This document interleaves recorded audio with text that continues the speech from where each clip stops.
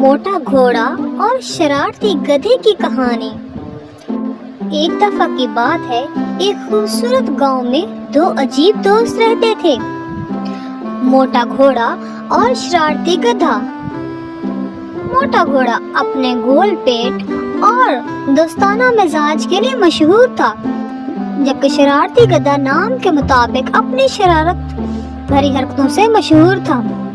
ان دونوں کے بیچ میں کافی فرق تھا، لیکن ان کا رشتہ تھا جو کبھی نہیں ٹوٹ سکتا تھا۔ دن گزرتے گئے، وہ میدان میں گھومنے گئے، جنگل میں نکلے، ہری بھری گھاس چباتے اور انوکھے قصے سناتے ایک دوسرے کو، جو اکثر مسکراہٹ اور پریشانی میں مختلف ہوتے۔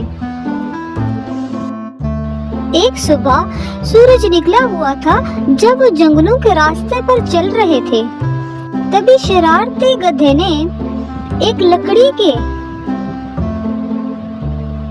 دوسری سائڈ پہ جو رنگ برنگے پھولوں کی فصل تھی، شرارتی گدھے کے دماغ میں شرارت آئی اور اس نے گھوڑے کو کہا، اس کی آنکھوں میں ایک شرارت چمکی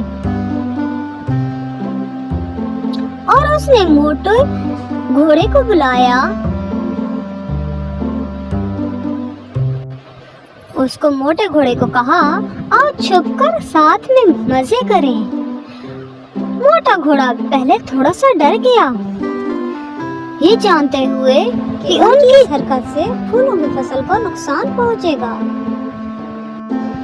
وہ سوچنے لگا، ہمیں یہ کام کرنا چاہیے یا نہیں، لیکن رنگ برنگے پھولوں کو دیکھ کر اس کی نیت بھی خراب ہو گئی اور وہ دونوں ان پھولوں کو کھانے لگے۔ لیکن رنگ برنگوں پھولوں کی کشش اتنی زیادہ تھی کہ گھوڑا چلا گیا، اس کا موٹا جسم ہر قدم پر ہلتا ہوا۔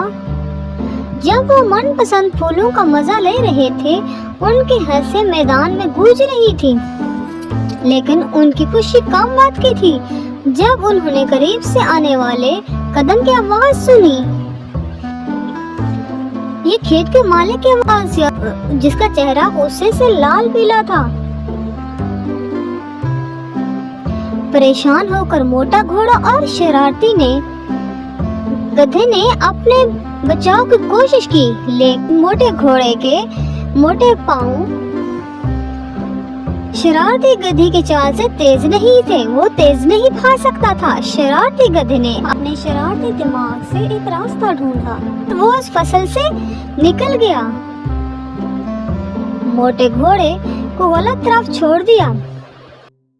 شرارتی گدھے نے جب دیکھا کہ موٹا گھوڑا اس کسان کے ہاتھوں چڑھ چکا ہے، تو اس نے ایک زور کی آواز لگائی، جس سے کسان دوسری طرف دیکھنے لگا، اور جیسے ہی کسان کا دھیان بھٹکا، موٹا گھوڑا اور گدھا وہاں سے نکل پڑے۔